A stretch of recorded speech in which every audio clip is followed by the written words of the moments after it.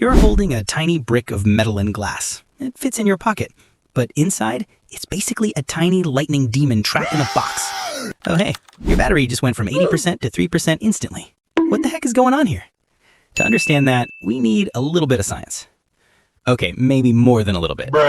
All right, stop. This is enough. This is a lithium-ion battery.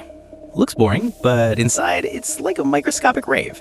On one side, lithium ions. On the other side, a bunch of grumpy electrons waiting to escape. When you turn on your phone, electrons sprint through a circuit like they just heard free Wi-Fi.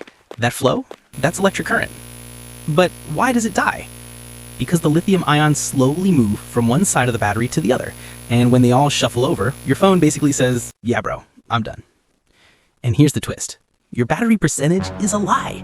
Your phone just guesses how much charge is left based on voltage.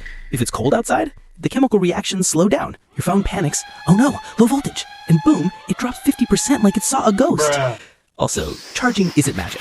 It's literally pushing the lithium ions back to where they came from, like forcing kids back into a classroom after recess. And no, your phone doesn't explode because it has overcharge protection, temperature sensors, and tiny circuit guardians that fight chaos.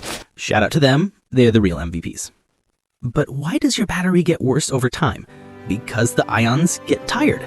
They build up gunk, the materials degrade, and basically the battery becomes that one old uncle who always needs a nap.